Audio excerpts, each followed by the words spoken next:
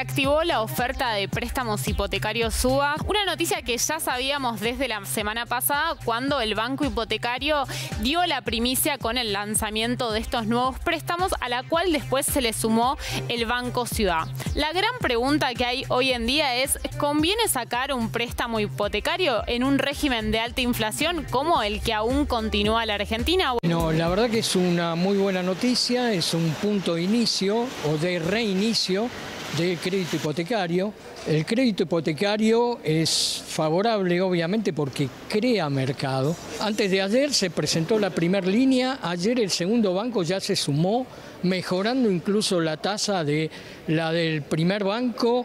O sea, y lo auspicioso es que seguramente se plegará todo el sistema financiero y poco a poco esto generará mejores condiciones para la accesibilidad a la vivienda. Y ahora presentamos una línea de 50.000 millones de pesos destinado al crédito hipotecario. Esta línea va a cubrir el 100%, otra de las cosas que pedían los sectores, porque muchas veces, y más en estos momentos, no tenés cómo llegar, no tenés ni siquiera el 25% para poder complementar. No solo es un crédito hipotecario para compra nueva, construcción, refacción o modernización, pero también, como sabemos que hay mucha gente que también necesita hacer en su casa una construcción, tenemos hasta 90 millones de pesos, esto traducido en uvas, son más o menos 100.000 uvas aproximadamente, digo, porque en definitiva de eso se trata.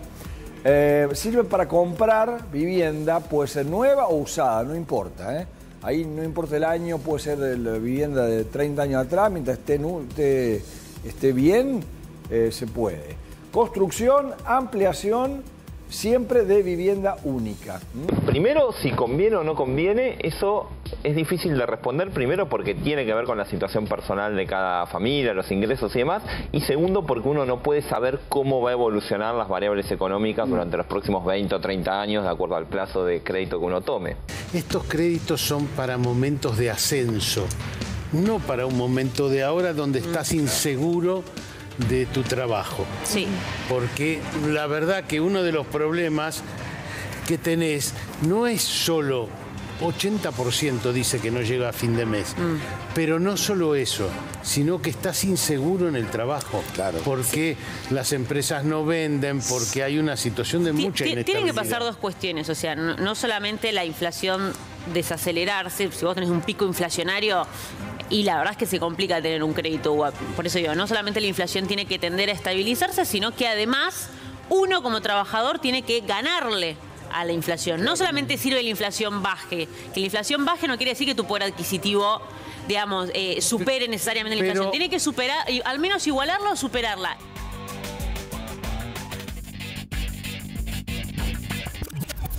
¿Cómo les va? Buenas noches, bienvenidos. Abrimos Redacción Abierta.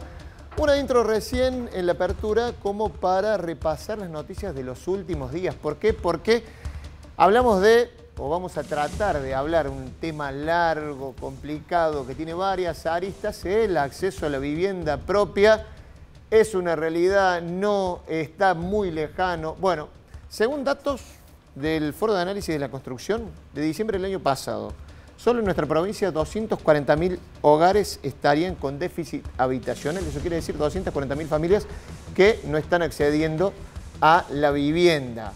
Se abre ahora una puerta con lo que anunció el gobierno provincial ayer y que ya habían anunciado en sintonía con un impulso desde Nación, impulso, no intervención de la Nación, crédito SUBA. Se propone actualmente, por eso queremos traerlo a la mesa, como la única opción para el acceso a la vivienda. Si uno ve las líneas de crédito, más allá de líneas de créditos personales y demás que andan sueltas, pero en sí, como línea de acceso a la vivienda, se podría decir que en este momento son los créditos SUBA. Y eso, después de la experiencia y el temor que hay, obliga por lo menos a parar la pelota y analizar los riesgos, las oportunidades, qué puede pasar, cómo puede seguir el ritmo inflacionario. ¿Es una buena opción? No. En base a lo que lanzó la provincia ayer, por lo menos la opción que está planteada acá en Córdoba.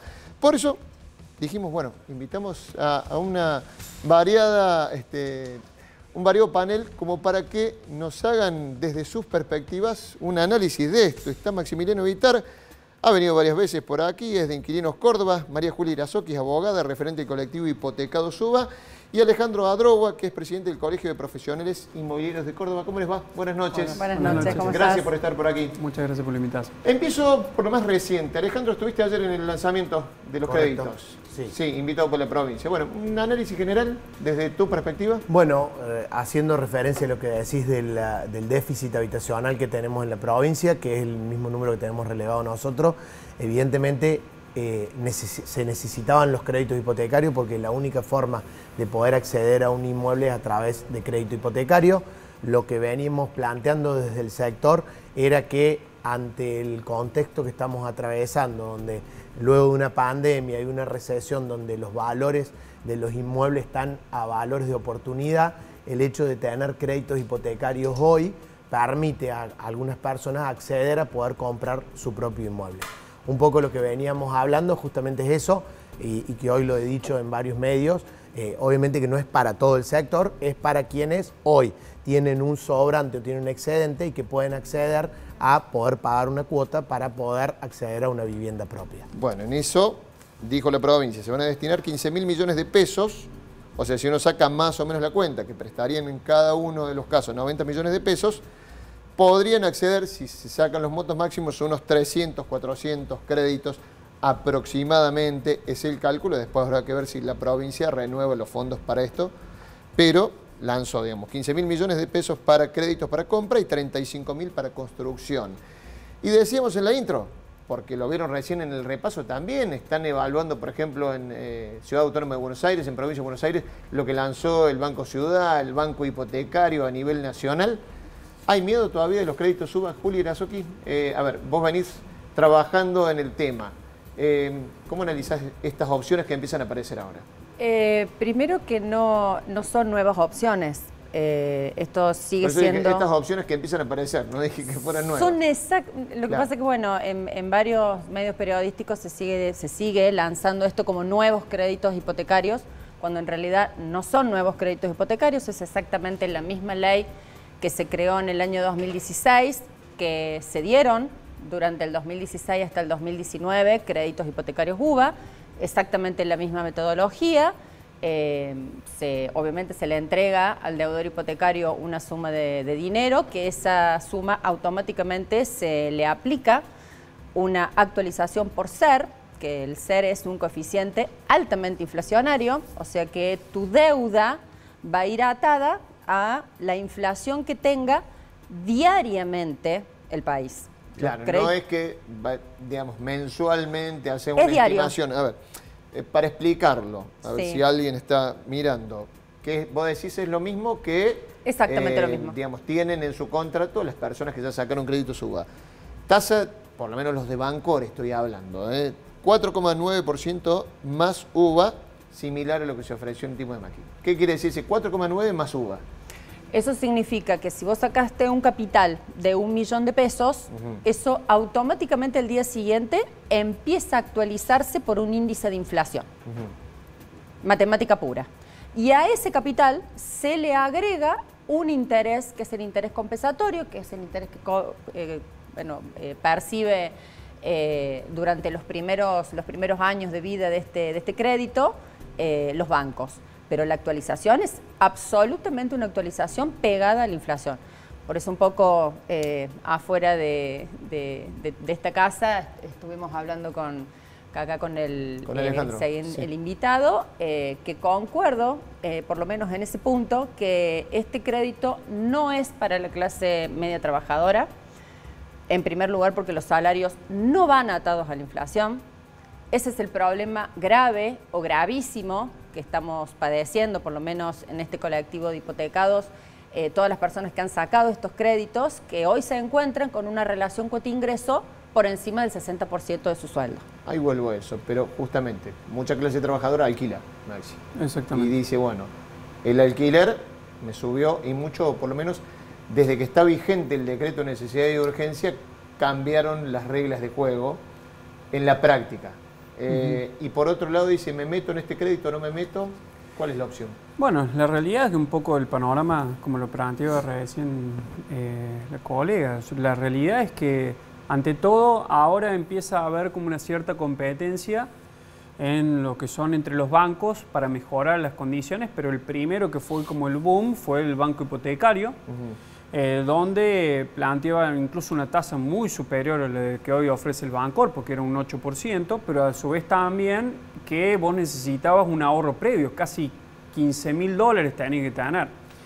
Y siguiendo un poco la línea de lo que recién planteaba, la realidad es que no solamente que tendrías que tener un ahorro previo, que en el Banco de Córdoba no lo necesitas, pero sí tenés que tener una cierta relación en lo que es la capacidad o el resto que vos tenés para el otro. O sea, es decir, si vos hoy tenés un ingreso que está atado a la inflación, que no está atado a la inflación, un crédito UVA que está atado a la inflación y a su vez un alquiler que está atado a la inflación, la verdad es que es muy difícil tener una capacidad de ahorro como para tener un monto previo para poder ingresar con los gastos que puede tener el crédito hipotecario, y ni hablar si vos tenés, por ejemplo, un lote y querés construir. Porque si ya estás sacando un crédito para construir, implica que vos tenés que alquilar y a su vez construir, con dos instrumentos que hoy gran parte de los contratos de alquiler están ajustados por IPC, y a su vez estarían ofreciendo como salida de esta situación que sacar un crédito que está ajustado también a inflación. Así que realmente hoy se plantea como que se está dinamizando o se está avanzando en el acceso a la vivienda para el sector trabajador, y la verdad que por lo menos por ahora vemos un escenario complejo en ese sentido. ¿Coincidís, Alejandro? Mira, primero Bancor siempre estuvo. Bancor el año pasado existieron créditos, o sea, nunca se pararon los créditos Bancor. Es como que se relanzan ahora. Claro, sí. Y comparto con ella que se relanza con otro carácter, pero sigue estando. Bancor hasta el año pasado, hasta fines del año pasado, tenía tasa cero, ajustado por UVA únicamente, donde se otorgaron un montón de créditos. Por eso te decía, arrancaron primero con un número y después ampliaron la capacidad y dieron más crédito. Posiblemente vuelva a suceder lo mismo. Comparado, digamos, en un contexto que lo hablábamos afuera, en un contexto, en un país donde vivimos, donde la inflación siempre estuvo en Argentina, evidentemente no se puede hacer un análisis sin tener en cuenta la inflación. Lo que sí podemos decir, y como decía y como hablábamos, evidentemente que para aquellas personas que tienen la capacidad de ahorro, porque hoy estamos atravesando una recesión importante, recién terminaba de hacer una nota, evidentemente hay ciertos sectores donde no están terminando de poder cumplir ciertos requisitos, o la comida, o hacer algunos recortes, aparece la oportunidad. Por eso vuelvo a remarcar, que sigan estando los créditos, o que Bancor tenga una tasa preferencial para poder otorgar los créditos, ayuda a un cierto sector que puede adquirir los inmuebles, porque por la cuenta que hacía son 300 créditos, tampoco es que vamos a poder solucionar el déficit habitacional, claro, pero a ciertas personas le va a prever, digamos, y a facilitar el hecho de acceder al crédito.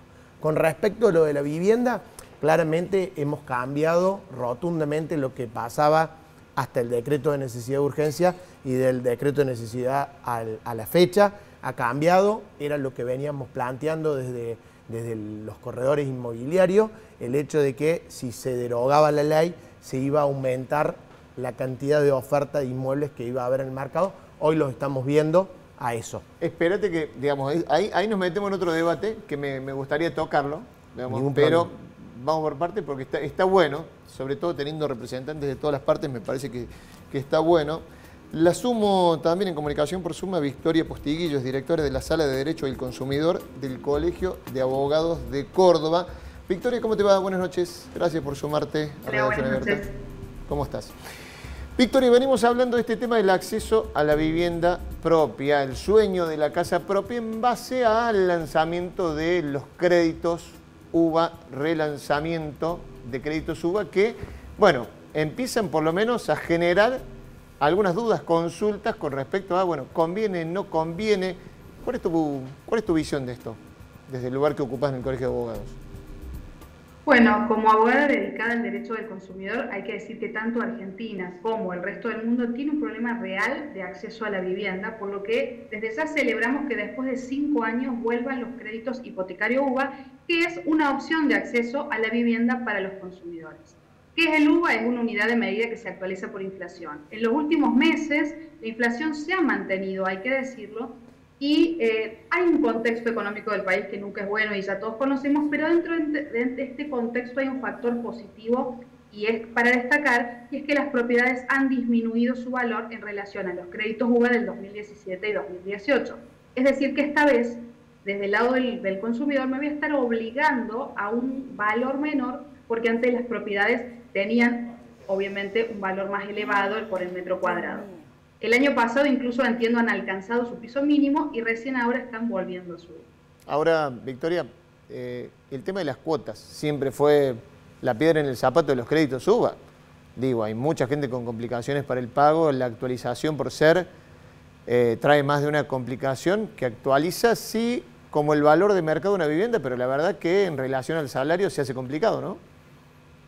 Así es. Por eso es tan importante que la persona se asesore y evalúe su caso en particular, porque va a estar comprometiendo su capacidad crediticia por los próximos 25 o 30 años.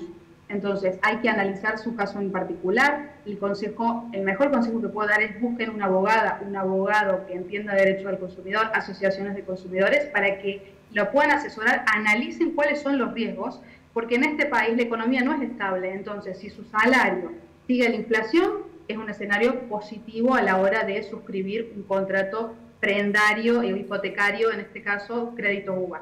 Pero si su salario no se actualiza con inflación, va a ser muy complicado, como ocurrió en el caso de los créditos UVA del 2017-2018. ¿Tenés números de cuánta gente tiene complicaciones ahora o está en mora con los créditos UVA que se dieron en aquel momento?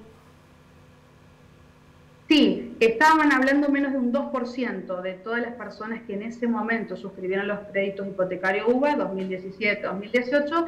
La verdad es que la tasa de personas que han judicializado y de morosidad es baja, hay que decirlo también. Bien. Victoria, muchas gracias por sumarte a Redacción Abierta y en general a los espacios informativos de Canal 10. Por favor, a ustedes. Decía yo en la apertura que había como que un miedo, pero también no solamente por la cuestión de, bueno, la actualización de las cuotas UVA, sino, por ejemplo, porque no es la primera vez que pasa también que el presidente de la Nación se expresa de una manera con respecto a diferentes problemáticas.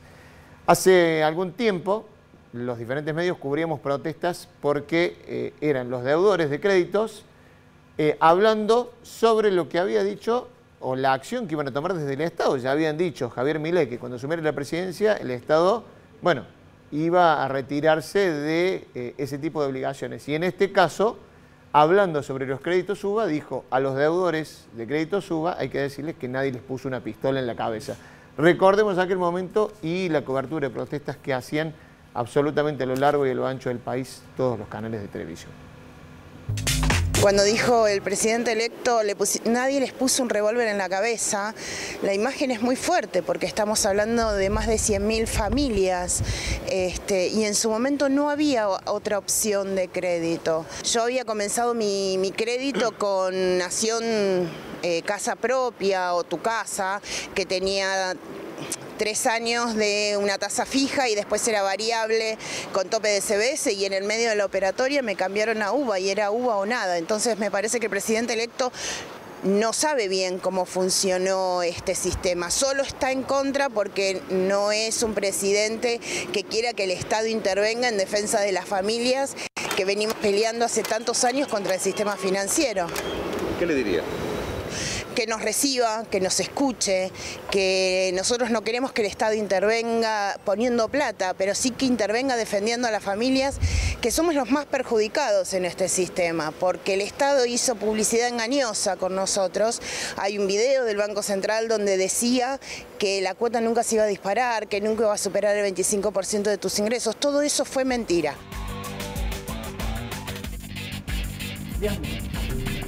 Bueno, ahí estaba lo que pasaba en las protestas, eso fue hace algunos meses. Y decía el presidente de la Nación, nadie les puso una pistola en la cabeza para comprarlo, pero también decían, muchas de las protestas que hemos cubierto aquí, dice, era la única opción de crédito posible. Se decían también que la inflación iba a bajar. Inclusive, a mí me ha pasado, obviamente, de tener al frente a las familias hipotecadas, que nunca entendieron, porque nunca le explicaron cómo era la actualización. Nadie les explicó de que esto que ellos estaban sacando era una bomba de tiempo porque se actualizaba por inflación. Cuando uno habla de indexación, cree que todo el mundo entiende lo que es indexar, pero no todo el mundo entiende lo que es indexar, no todo el mundo entiende lo que es un contrato de mutuo, un contrato hipotecario, cómo se maneja una ejecución hipotecaria y los tiempos tan cortos que tiene una ejecución hipotecaria frente a un juicio que puede iniciar cualquier deudor hipotecario o cualquier familia hipotecaria para defender sus intereses. Sí, incluso, perdón, para complementar un poco con lo que recién planteaba, también hay porque cuando se ha ido planteando la discusión con el tema del crédito UVA, muchas veces la respuesta de esto era que, bueno, que en realidad a la larga, incluso salió una declaración hace poquito diciendo, bueno, si hubiera sido tan problemático el tema del UVA, bueno, hubieran llovido las ejecuciones, y la realidad es que hay muchas salidas que se tuvieron, que primero hay mucha gente que como se le debitaba directamente del sueldo, pensaba que iba pagando y en realidad nunca supo hasta que avanzó, se empezó a meter más de profundo de que habiendo pagado 3 años o 4 años, cada vez debía más. En realidad no hay una situación de mora, pero en realidad sigue debiendo cada vez más plata. Y a eso se le suma que muchas veces la contrarrespuesta... Claro, porque decís, a ver, eso que decías recién, digo, la cuota permanece estable, el capital se actualiza... No, la cuota jamás permanece estable. No permanece estable, lo que pasa es que se va debitando, pero vos no entras en mora, porque se te va refinanciando claro. O sea, vos vas cancelando todos los meses, pero en realidad cancelas 10 pesos y te aumenta 90. Entonces el problema está en que cuando se echa una masa tan grande que a algunos se le ha dificultado pagar, ahí surge la circunstancia de la complejidad de que puede llegar a terminar una judicialización, que ese es el número que plantea la doctora. Pero la realidad es que si bien uno puede hacer un análisis que hoy está más barato, está más cara la vivienda, o hoy te conviene o no te conviene, la realidad es que la mayoría de los que han entrado en el UVA y que podría entrar ahora no hace una visión de negocio de que hoy la vivienda está barata y te conviene, entonces vos después con ese crédito que sacaste lo vendes y te va a quedar... No hace ese análisis financiero, porque la mayoría que se endeuda 30 años, que son trabajadores registrados y que seguramente que esa cuota les debe doler, porque les debe doler, no hacen el análisis que capaz que la vivienda esa le puede aumentar, entonces de última yo vendo esa propiedad, me quedo con un saldo, cancelo el crédito. No hace esa situación. El que sacó el crédito hipotecario lo sacó porque quiere un techo donde vivir. Y esa es la discusión. La discusión está también, en términos incluso de alquileres, como recién lo planteamos, es que es muy difícil hoy poder pensar, disociar la situación del alquiler del acceso a la vivienda propia. No, está clarísimo. O sea, si vos hoy tenés que cada vez tu alquiler impacta más en el ingreso, o que hay muchas familias que hoy están dejando de tener otros gastos o endeudándose para la comida, para poder llegar a fin de mes porque tienen que pagar el alquiler, no lo podés plantear hoy vos que el horizonte que tenés es que ahora vas a tener el sueño de la casa propia cuando realmente hoy nos está costando llegar a fin de mes. Entonces, creo yo que el análisis o la disociación de lo que sucede con el alquiler, con el acceso a la vivienda propia, ya en la Argentina se trató de disociar, y en el momento en el cual hubo el aumento más grande de la cantidad de propietarios en la Argentina fue cuando hubo una intervención real con muchísimas otras herramientas en el alquiler. Está claro que, a ver, en base a lo que se plantean estos créditos, en base a lo que plantea, digo, más allá de lo que hagan los estados provinciales, la línea que baja el Estado Nacional es, se retira el Estado, no interviene con ningún instrumento. Pero digamos, que eso no sucede, o sea... Y eso, digamos, la verdad que es muy perjudicial porque terminamos hablando en valores que es respetable, hablar en valores de mercado, pero vos estabas hablando de otra cosa, del acceso a una vivienda propia, digamos, no tiene un sentido, o no le veo yo por lo menos un sentido, de que las personas terminen con su vivienda propia, sino de que hagan negocio. Es que lo que pasa es que son dos esferas que nosotros cuando hemos discutido constantemente o hemos participado en un debate de la forma de acceder a la vivienda, el Estado es tan imprescindible en esta discusión. ¿Por qué? Porque son dos esferas que no hay una síntesis, no hay puntos de acuerdo. Porque de un lado, tener una persona que está tratando de una u otra manera cumplir con su derecho constitucional de tener un acceso a la vivienda que el mismo Estado no se lo garantiza, a pesar de que es su función de garantizárselo. Como no puede hacerlo, está el mercado. Y el mercado tiene una visión de mercado. Entonces, cuando nosotros... Es lo que acabo de decir. Cuando nosotros interpelamos, no interpelamos al propietario, al inmobiliario o al desarrollista, porque ellos tienen una visión de mercado de cómo tiene que ser el acceso a la vivienda. Del otro lado está aquel que tiene su derecho constitucional. Y para buscar un cierto equilibrio tiene que estar sí o sí el Estado. Si no está el Estado, ahí está el problema. Déjame, pues recién te corté cuando empezabas a hablar de los alquileres, Alejandro. Vos decías, digamos, ponderabas el hecho de que no estuviera más vigente la ley anterior. Hubo una distorsión muy importante en el mercado inmobiliario por la ley de alquileres. Hemos estado acá discutiendo con Maxi. Hemos tenido lindos debates. El planteo justamente que nosotros hacíamos era esto, que si dejaban libre el mercado se iba a autorregular. Evidentemente en estos 4 meses que venimos teniendo aumentó la oferta a 480% de inmuebles que se volcaron al alquiler y hoy estamos cerrando contratos de alquiler más baratos que lo que se firmó en diciembre, enero y febrero.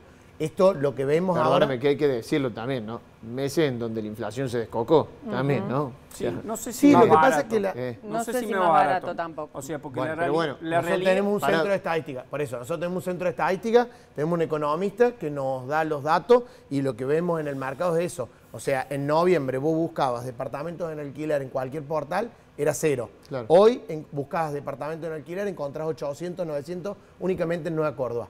Claramente hay un montón de departamentos más, eso ha regulado el mercado, hoy los valores de cierre de los departamentos son más económicos de lo que teníamos anteriormente y hoy hay quien se vence el contrato tiene oferta de inmuebles o puede elegir si quiere uno de un dormitorio, de dormitorio, al frente, contra frente, que no existía hasta noviembre, que teníamos una ley. ¿Tenés el número, perdóname, Maxi, en esa estadística, tenés el número de cuánto fue el aumento de noviembre de referencia, más o menos? ¿Siguió la inflación o vos me decías que incluso bajaron? Porque en un momento, digamos, no seguía mucho la inflación, se iba más arriba los precios.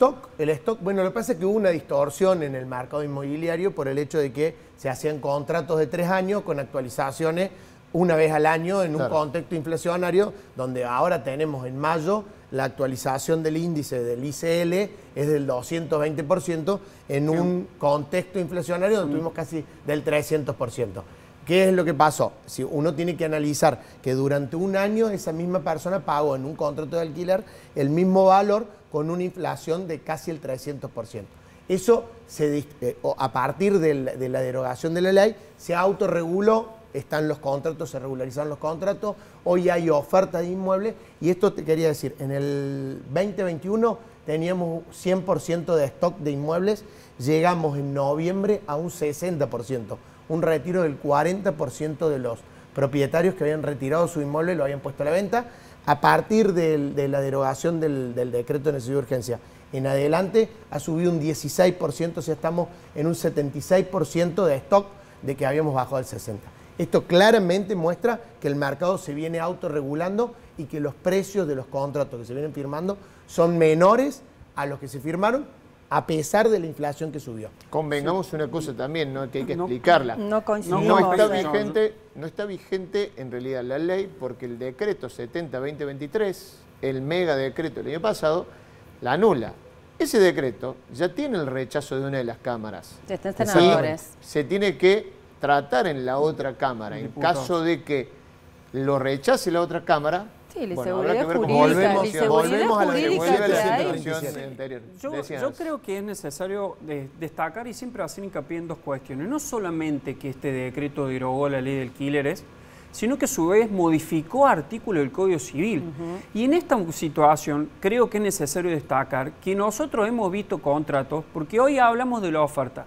Nadie discute que aumentó la oferta, porque si no seríamos una posición que no mirara la realidad. Es una realidad que había aumentado la oferta. Ahora, la discusión está en la calidad de la oferta o en las condiciones de la oferta. ¿Qué pasa con aquellos que están alquilando porque en este momento? Recién lo planteaba Alejandro, que coincidió, que decía, bueno, antes vos tenías un precio inicial que era muy alto porque vos estabas un año con un índice que vos no podías modificar y que ese ajuste era anual. Entonces, en ese sentido, vos tenés un departamento de un dormitorio en Nueva Córdoba en diciembre que te salía 250.000 pesos que vos no pagabas los impuestos como inquilino, las expensas extraordinarias tampoco las pagabas y tenías un ajuste anual que era de acuerdo al ICL. Ahora, pagas los impuestos, pagas en algunos casos las expensas extraordinarias y tenés aumentos trimestrales o cuatrimestrales de acuerdo al IPC y el precio inicial no bajó. No bajó. Entonces, no es que... ¿Bajó o no bajó? Sí bajó. No, sí bajó. no bajó. Sí, un departamento en Nueva Córdoba en diciembre lo veíamos en 320. Vos comparás lo ¿sí? que hoy un inquilino al cabo de un año, o sea, si vos tenés una persona que hizo un ajuste de acuerdo al ICL, de acuerdo al IPC, en 4 meses tuvo un aumento del 80%. El 80% lo aumentó en 4 meses. ¿La dejan participar a Julio? Más allá de la cuestión del stock, que no lo dudo, puede haber un incremento bastante importante de stock. Lo que coincido con el colega es que la demanda no existe. Tenemos una amplitud, porque él está hablando de departamentos de Nueva Córdoba. Convengamos que una familia de clase media trabajadora no va a ir a vivir a Nueva Córdoba. En general va a vivir a barrios, va a vivir en una casa con 2 dormitorios, con un baño, con un patio. Bien, eso, el stock ha subido, pero los precios de los alquileres no han bajado en absoluto. Y los invito a que vayamos a cualquier aplicación de las que existen en el mercado de inmobiliario para que veamos los montos de los alquileres. Independientemente que coincido en esta apreciación de que debe haber un Estado presente para regular, no solamente, porque tanto la cuestión de inquilinos como la cuestión del propietario tiene que ser una política de Estado. Todo debe estar articulado para que las personas que están alquilando, las familias que están alquilando, en algún momento de su vida familiar puedan acceder a un crédito que no sea un crédito que se les vaya la vida, que en los 3 años o en los 5 años, particularmente a las personas que yo estoy defendiendo o estoy en este momento representando en este lugar, puedan tener una relación pacífica con este crédito. No cada 2 o 3 años tener que salir a vender la propiedad, salir a pedir un crédito para pagar los capitales que están debiendo o los intereses que están debiendo. Ni hablemos que si colocaron deudores o codeudores familiares para alcanzar la cuota para pagar el crédito. O sea, realmente es un desmadre si no hay una política de Estado con efecto a un acceso a la Recién vivienda. hablaba la abogada del Colegio de Abogados, hablando de una judicialización del 2%. ¿Es la mora que existe en los créditos UBA? No, la judicialización es una cosa, las ejecuciones hipotecarias son una cosa y las deudas por mora son otras. Las deudas por mora en general no son pasadas en mora, o sea, los bancos no te informan esa mora, primero porque la mora se va actualizando con refinanciaciones. Generalmente esas refinanciaciones se hacen por débito automático. ¿Es más alto? Por supuesto que sí. ¿Que alcanza cuántos, por ejemplo? Y acá en Córdoba tenemos una amplitud de un 12-13% de mora con un banco que permanentemente atosiga a sus clientes para que paguen la deuda, ya sea con una refinanciación por el 25%, para bajar la relación cuota-ingreso un 25% nuevamente y volviéndolo a 25 o 30 años, o sea, refinanciando con más cantidad de tiempo. Algo que es una bomba de tiempo, o sea, a los 6 años ya tenemos este problema. De acá a 6 años más nos vamos a tener que sentar a refinanciar de nuevo esa deuda con las tasas, con la actualización de inflación que tenemos en este país. No me quemas tiempo, si quieren les doy 30 segunditos. Yo quería simplemente, la verdad que siempre que vamos con la discusión de si es mejor o no es mejor, si es beneficiado o no beneficiado, yo creo que en algún sentido, y lo que me preocupa a mí, es que se siga ratificando de espacios que nosotros hemos participado democráticamente y de la manera más, a mi entender, de la manera más confiable con los inmobiliarios, con los desarrollistas, era en un debate en el Congreso. Y la verdad que lo que a mí sí me preocupa es que nosotros tuvimos 5 años debatiendo la ley de alquileres en el Congreso, que es el poder legislativo y que está republicanamente constituido. Sí, y lo hemos hablado acá, de un plumazo, un decreto borró esa ley. Exactamente, digamos, entonces la verdad que no tuvo discusión. Mi pregunta es siempre, ¿qué hubiera sucedido si el decreto hubiera sido completamente distinto? O sea, ¿qué hubieran hecho las inmobiliarias, los desarrollistas o los propietarios si hubiera salido un decreto que el plazo mínimo son 5 años, que el ajuste es cada 2, que los impuestos y las expensas ordinarias y extraordinarias las tenía que pagar el propietario? Hubieran planteado que, bueno, no hubieran dicho nada, no hubieran hecho ninguna presentación, no hubieran planteado que era constitucional esta situación, o hubieran hecho otro camino. Nosotros volvemos a insistir, siempre... No me queda más tiempo, Maxi. Disculpa, Alejandro, si querés cerrar porque no te... No, bueno, claramente el decreto esto que está planteando él modificó favorablemente el mercado inmobiliario, es lo que nosotros estamos viendo.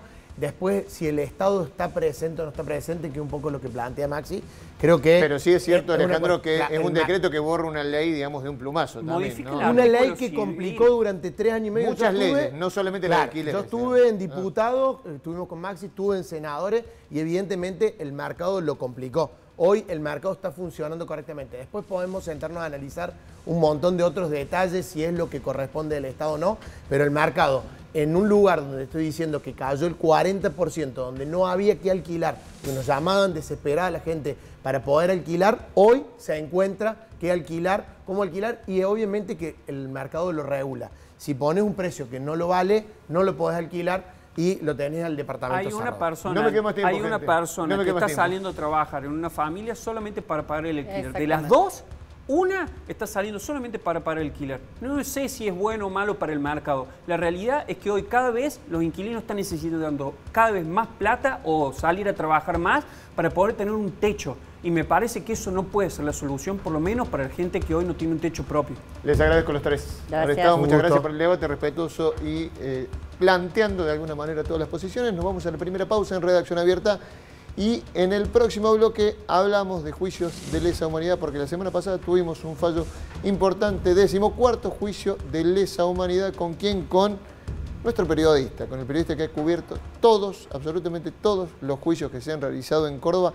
No solamente vamos a hablar de eso, sino vamos a hacer una recorrida histórica. Pausa, ya venimos.